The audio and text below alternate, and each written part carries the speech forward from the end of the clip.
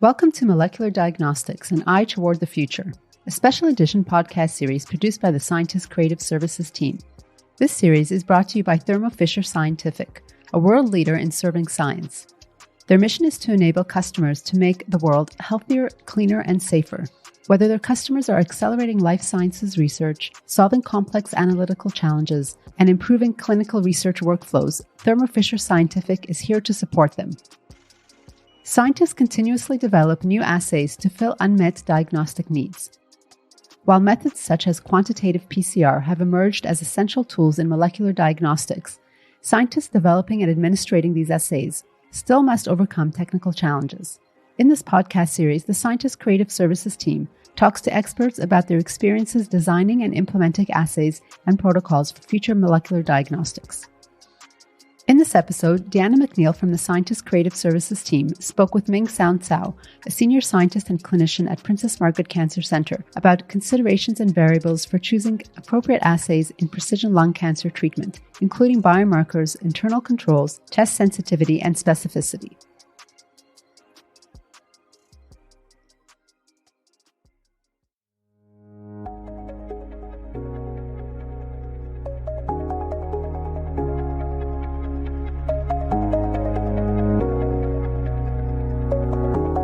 Hi, Dr. Tsao. Thanks for joining me today. Can you tell me a bit about your current role? I am a consultant thoracic pathologist. I'm also professor of laboratory medicine and pathobiology.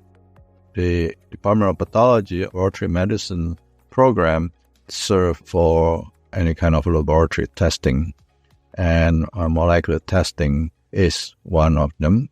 That include molecular testing for biomarkers in cancer, selection of patients for specific cancer treatment, basically. I'm excited to learn about molecular testing for biomarkers in cancer and how InHouse Tests can be used to select patients for targeted lung cancer therapies. Can you tell me a bit more about the current pathology standard for non-small cell lung cancer and the significance of anaplastic lymphoma kinase, ALK, and epidermal growth factor receptor, EGFR mutations? Nowadays, lung cancer treatment is based on biomarker testing because many of lung cancers have driver mutations. These genetic abnormalities that drive malignancy. Over the years, drug has been developed that target these aberrant driver proteins, for example, epidermal growth factor receptor, EGFR. Targeted therapy turns out to be very effective when the tumor have these aberrations.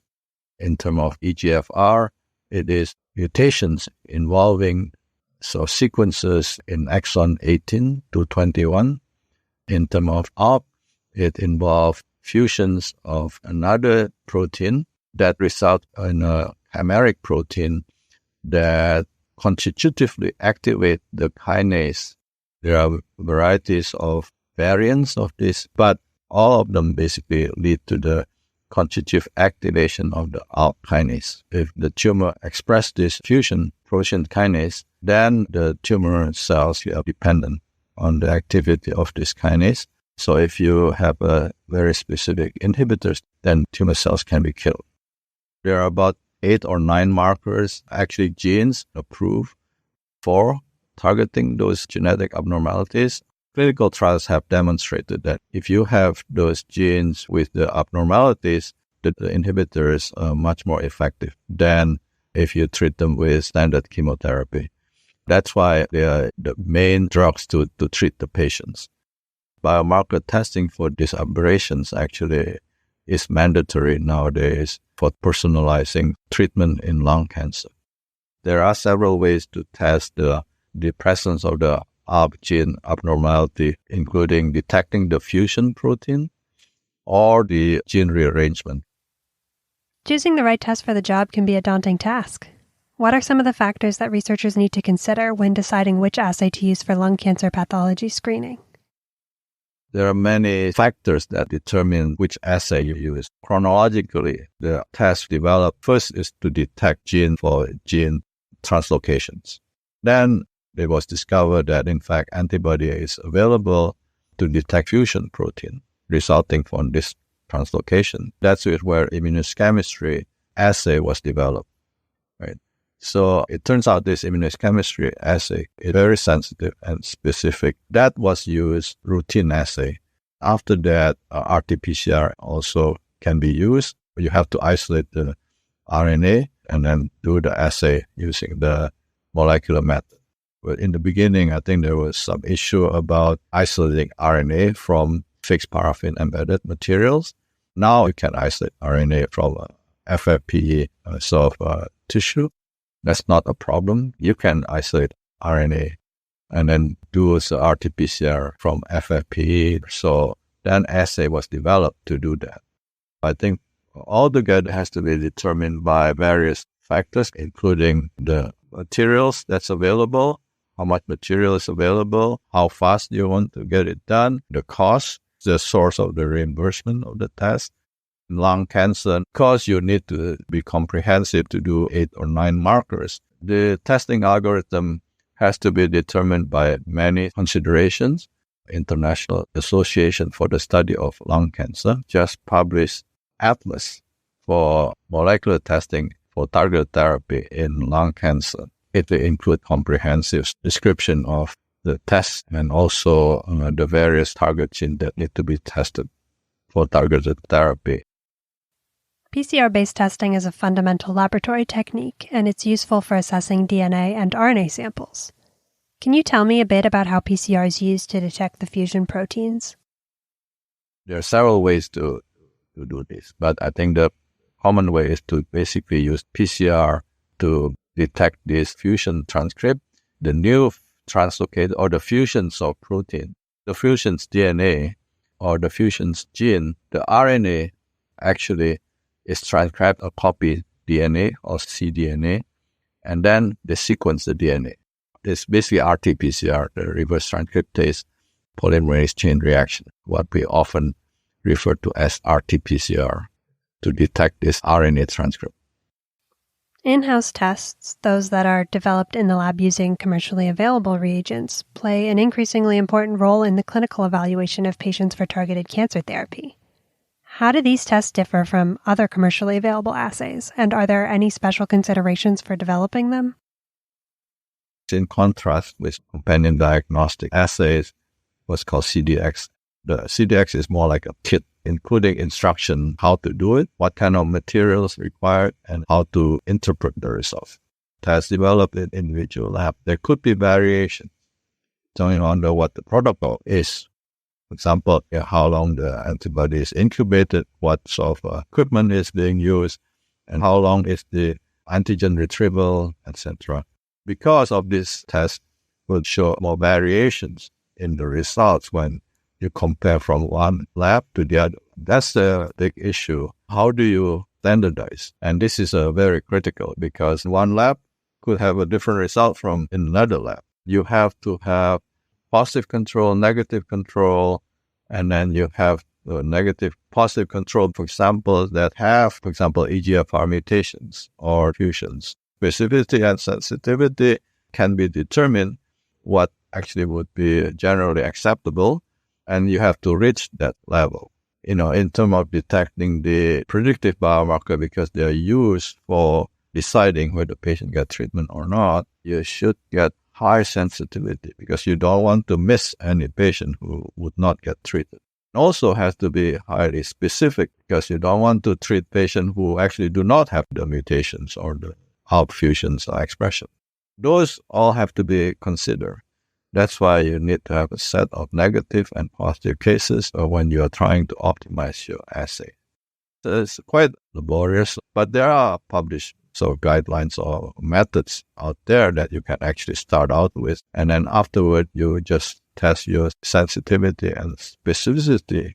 One of the difficulty often is that, for example, if 5% of the lung cancer has these aberrations or fusions, the recommendation is that you have 20 positive.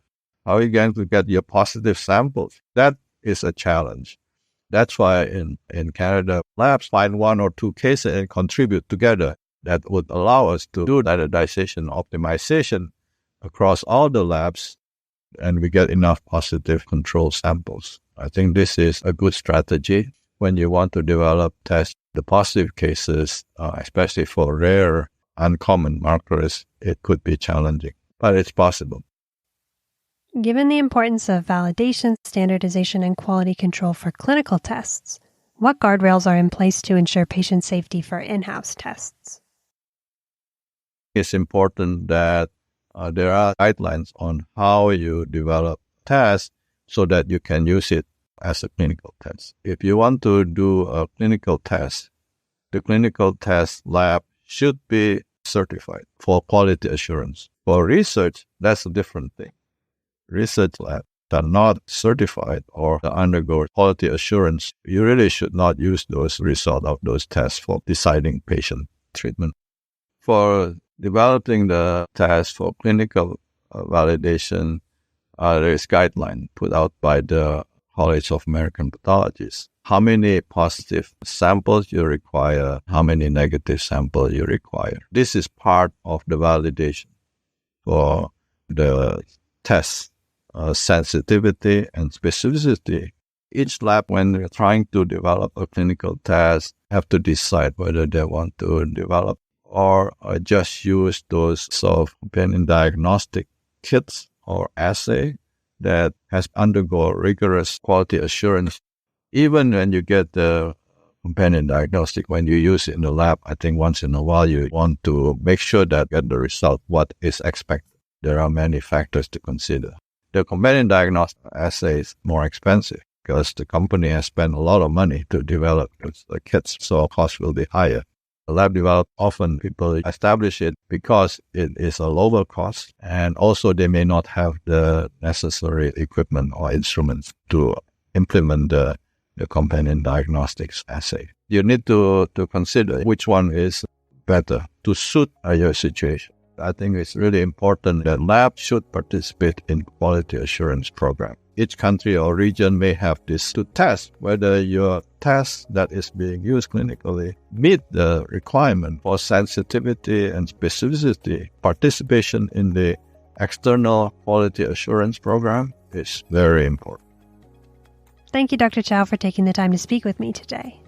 The potential of in-house tests in precision cancer treatment and other clinical applications is vast, given the well-established biomarkers and rigor of in-house test guidelines and quality assurance standards. I'm excited to see what the future holds.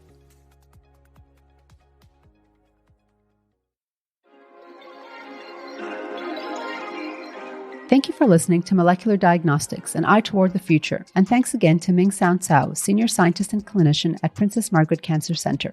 In the next episode, we'll talk about the benefits of PCR-based DNA testing for HPV screening. To keep up to date with this podcast, follow The Scientist on Facebook and Twitter, and subscribe to The Scientist Lab Talk wherever you get your podcasts.